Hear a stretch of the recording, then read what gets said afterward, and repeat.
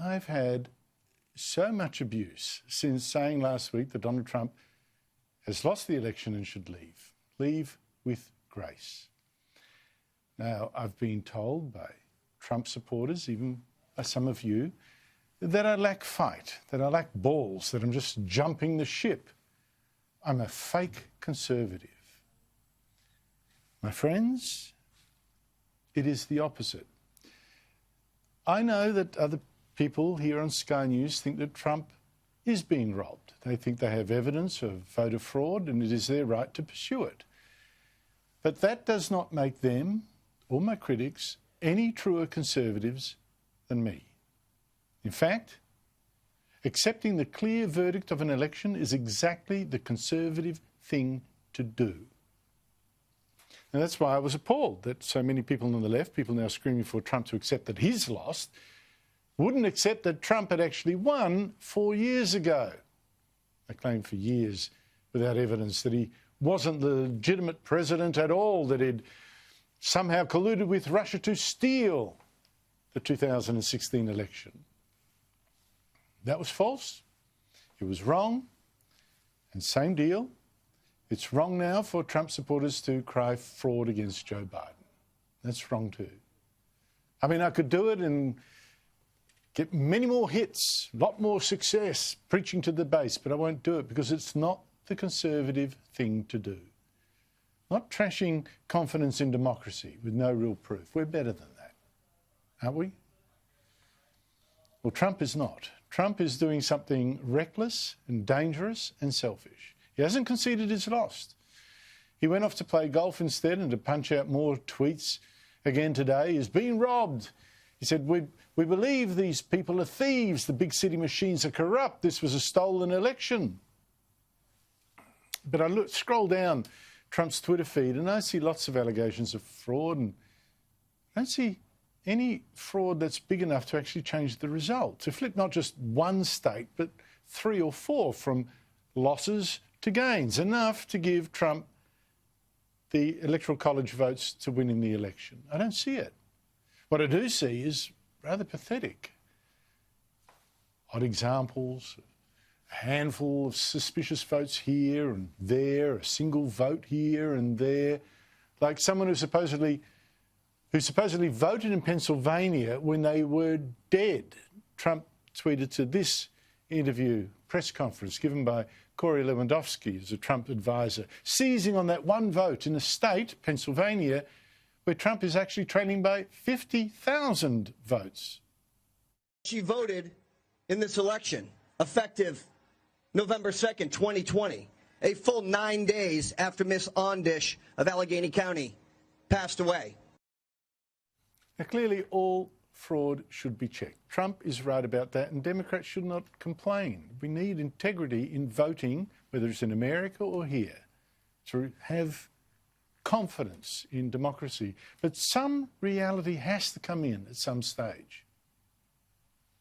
Now, this idea that Trump was cheated of a win, not just in Pennsylvania and in Michigan, but also in Republican Georgia, or maybe in Arizona and Wisconsin. Please, where is Trump's evidence? Now, even Chris Christie, the former Republican governor of New Jersey, so close to Trump that he coached Trump for the presidential debates and even got coronavirus with him as well. Even Chris Christie is now saying, Donald, where's the proof?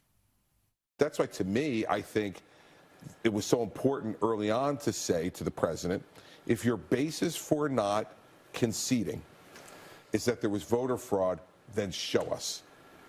Show us. Because if you can't show us, we can't do this. We can't back you blindly without evidence. But that is what Trump is demanding of those of us who supported his presidency, for all the faults in the man himself.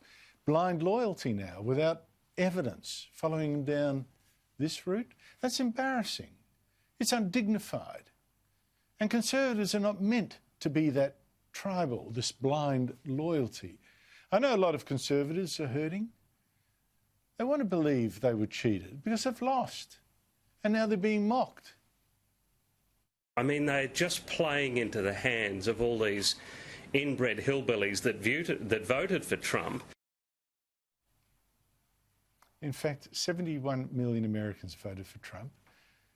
Is that guy seriously saying that 71 million Americans are just inbred hillbillies? Give me a break. People saying that kind of thing have far too much self-regard. In fact, Republicans include people who I think are model conservatives, not just because of their politics and their policies, but because of their values, and especially values like respect for people and for our institutions. Former President George W. Bush, now there's a man. He spoke like a true conservative when he overnight congratulated Donald Trump for winning so many votes, but also congratulated Biden and said that he'd won fair and square. He said the American people can have confidence that this election was fundamentally fair, its integrity will be upheld, and its outcome is clear.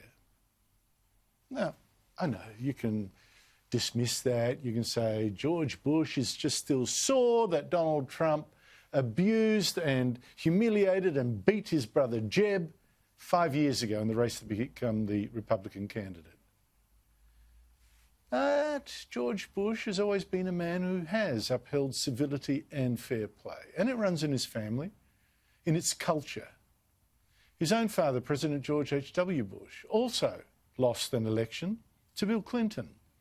But he had the grace to leave behind in the White House when he moved out a letter to the man who did beat him, to Bill Clinton, telling of his pride in having held that mighty responsibility, and telling Clinton, you will be our president when you read this note. I wish you well. I wish your family well. Your success is now our country's success, and I'm rooting hard for you. Good luck, George.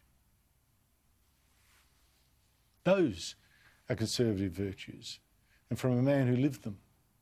And I think it's a good time for more of us to live by them, and to at least give President-elect Joe Biden the chance to live up to his fine words as he reached out after his win, when many on the left seem to prefer revenge, not peace. We may be opponents, but we're not enemies. We're Americans. And no matter who you voted for, I'm certain of one thing. The vast majority of almost 150 million Americans who voted, they want to get the vitriol out of our politics. We're certainly not going to agree on a lot of issues, but at least we can agree to be civil with one another. We have to put the anger and the demonization behind us.